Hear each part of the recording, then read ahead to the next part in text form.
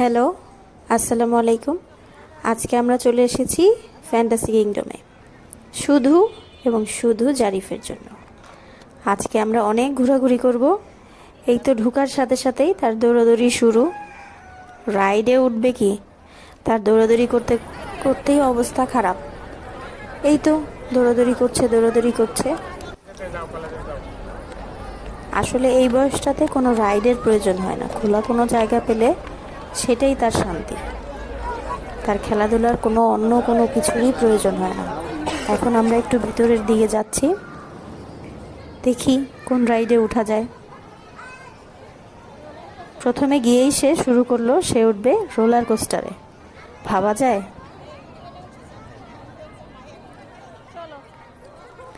আমরা যাচ্ছি ভিতরের দিকে, কিন্তু যথারীতি সব জায়গায় মানুষ আর মানুষ, অনেক ভিড়। এরপর সে উঠে গেল এই গাড়িতে বসে তার ভাবখানা এমন যেন সে নিজেই গাড়ি চালাচ্ছে। সেটা যাই হোক, সে অনেক মজা করেছে, অনেক আনন্দ পেয়েছে। রাইডগুলো আসলেই অনেক ভালো। দেখতেই পাচ্ছেন সে খুব মজায় আছে। তার অনেক পছন্দের কিছু খেলনা, পছন্দের কিছু রাইড সে উঠতে পেরেছে, এটাই অনেক কিছু। এরপরে জারিফ উঠবে বাম্পার কারে। সে তো আর একা একা উঠতে পারবে না, সেই জন্য তার বাবাকে সাথে নিয়ে নিল। এখানেও সে অনেক মজা করেছে।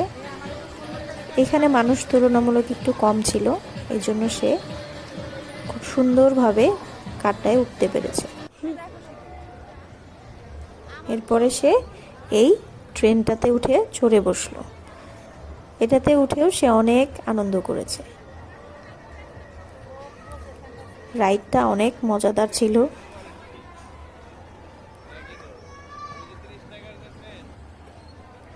এই পার্কগুলো যেন বাচ্চাদের জন্যই তৈরি করা। বড় মানুষ তো বড় মানুষ, ছোটরাও অনেক মজা করতে পারবে।